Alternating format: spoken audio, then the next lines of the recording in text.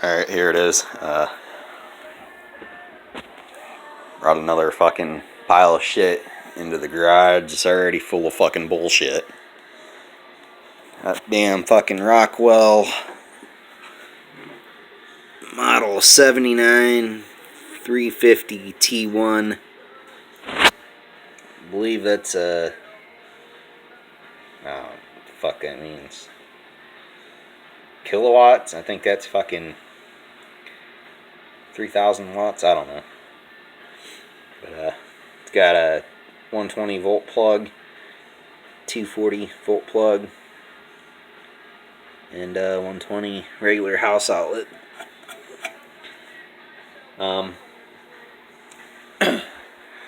Remember a couple videos back, I think I made videos on them, that a Husqvarna 440 shitbox, 440X torque.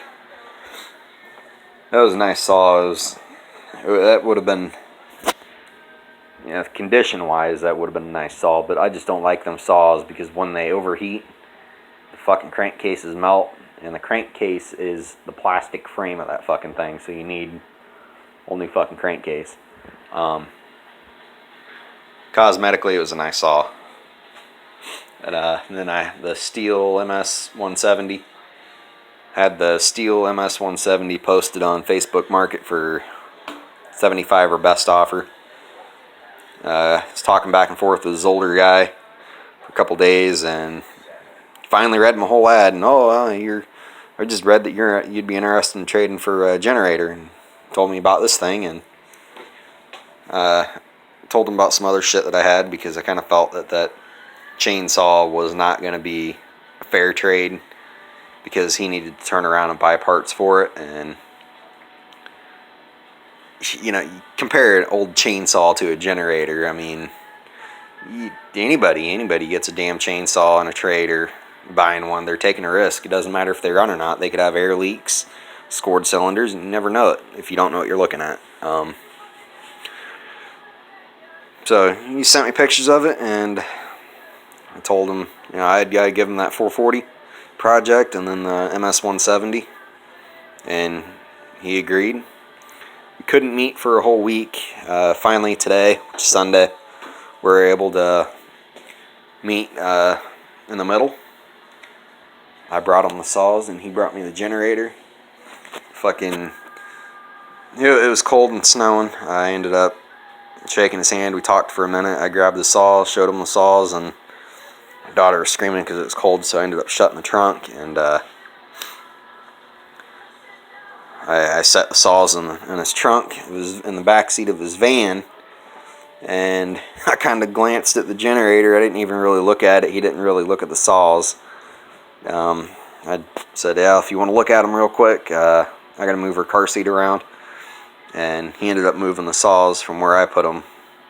I moved my daughter's car seat, and then he helped me load this up into our car. And we ended up talking for about 15 minutes out in the freaking blowing snow. It's fucking freezing. Real nice guy. Yeah, the story with this is his dad, who's older, I think his dad just turned 92, went creeping on his Facebook. His dad used this out there on their property, and when they'd have a power outage, they'd take this. He said that it came with that extension cord, this jumper cable set up. But he told me something along the lines of they used jumper cables or this cord, and they'd clamp them onto the house breaker or something and then power the house. And it's like, well, those are just fucking jumper cables. They didn't use that for anything. And then I got to looking at these plugs. The only thing I can think of is in their house outlet, they had a male plug that came out of the breaker box, and they'd plug that into it, and they'd plug this end into the generator and power the house. And really, if this is a 3,000 watt generator, you're not going to power a shit ton of stuff, but in a power outage, you know, you're not going to be living luxury. It'd be enough to run your refrigerator, a couple lights, and heater, or air conditioner, or something. So, I don't know, but it came with jumper cables, and it came with this cord, extension cord, which I don't think I'm going to actually use it. It's got a couple frays in it. Yeah. So I'm pretty happy with it. Fuel tank, I do need to clean out the fuel tank. It's got shit in it. And it fucking stinks. But I mean, it's got some rust in it, but it's nothing too bad.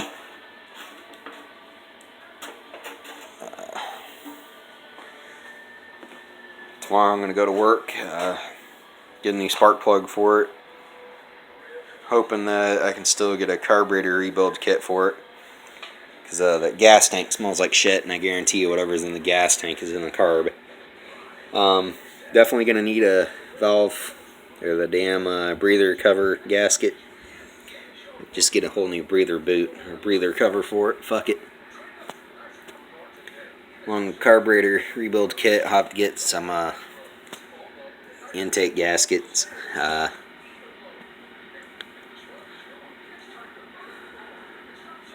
Hoping that this oil leak is just from the fill plug, or coming from the...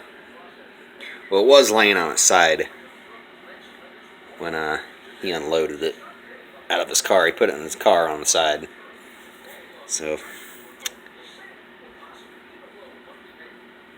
yeah, anyway, I got the air cleaner over there and the cover. I got it home. I ended up spraying some starting fluid down the intake. Pulled the rope a couple times. It started up, ran, then died. So I ended up plugging in that shop light into this plug. Sprayed some starting fluid in the intake again. Pulled the rope. It started up, ran. I kept on spraying fluid on it. About 5 seconds later, light lit up. So generator side does its job. I haven't been able to test the other plugs. The engine sounded like it, I wasn't able to keep it running at a steady RPM.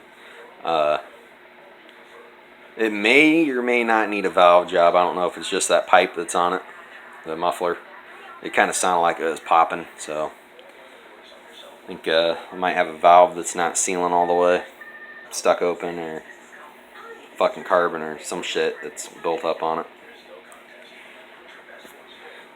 Yeah, this is actually the first trade in a while that I've been happy. Well, I can't really say that. This Honda 4Trax 300. Yeah, I should have saw it when I first got it. I should have made a video. This thing was a piece of shit when I got it. Didn't have a rear axle. It was sitting on the ground. The plastics were faded. They were so faded that you couldn't tell if they were pink or white. It's like a pink-white color. I ended up trading. He wanted $400 for this thing, and the lowest he'd come down was $375.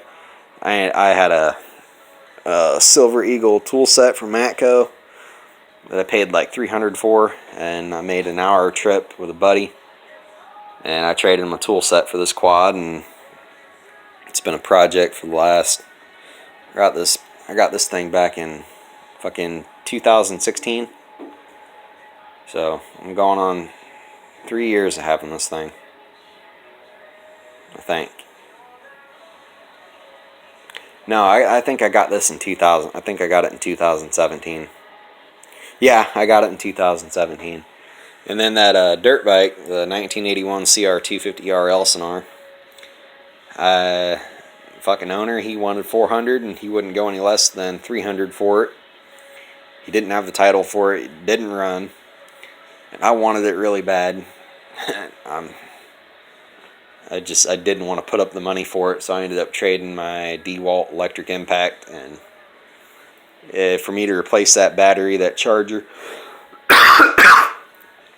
I'm looking at, spending $300. So it's, he got what he wanted, value wise, $300 when in the trade. Bike's a piece of shit, but it's exactly what I expected it to be, so I was fairly happy with that trade. And then this here thing, I told you guys, the 2 chainsaws for it.